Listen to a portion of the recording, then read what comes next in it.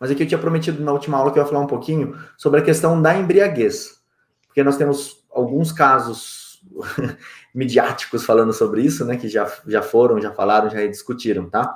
Quando você tem embriaguez, o importante primeiro é você definir, dentro do Ministério Público tem que definir, se foi o cara que fez aquela embriaguez. Eu não vou chamar de embriaguez, tá? Vamos dizer assim, a menina foi drogada numa festa e praticou um ato sexual com o cara, tá? O cara tá são, a menina está drogada.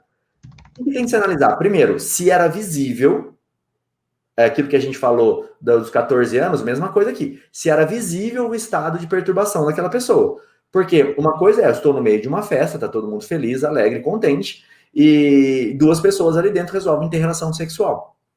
Normal, sem problema nenhum isso, tá? Agora, eu olhei uma pessoa, ela não está mais em condição. Visivelmente, ela perdeu totalmente a condição dela. Ela não está em condição de responder, não está falando coisa com coisa, e ainda assim o ato sexual acontece. Opa, retirou o poder de consentimento daquela pessoa, vai dar o 217A. Eu não consigo mais consentir. Agora, por efeito da droga que eu tomei, eu não tenho capacidade de decidir, mas isso não é visível, isso não é transparente. Eu tomei um êxtase, aquele êxtase do amor, que tem o coraçãozinho, sei lá eu, fiquei muito louco, querendo tocar em todo mundo, em tudo, eu não tô mais sabendo o que eu tô fazendo, mas visivelmente eu não consigo perceber isso, a outra pessoa. Aqui não tem crime, porque eu não tinha como saber que aquela pessoa estava drogada ao ponto de não poder mais consentir. Eu preciso conseguir, eu, agente que estou cometendo ato, preciso entender que aquela pessoa não tem condição e continuar com aquele ato. Esse é o primeiro ponto, tá?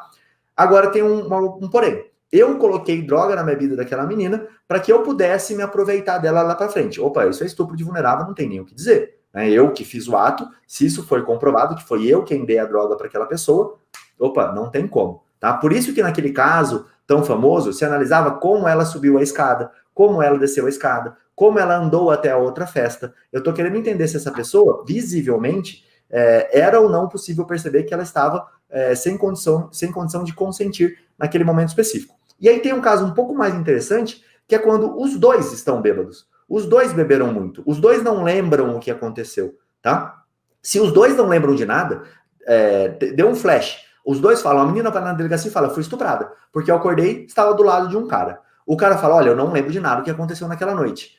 A questão aqui é, por que se tem que imputar essa culpa ao homem nesse exato momento, se nenhum dos dois lembra o que aconteceu? Diferente é da menina falou não em um determinado momento, eles lembram do que aconteceu e o cara mesmo assim continuou. Isso é estupro, não é não, precisa parar no exato momento que falou não.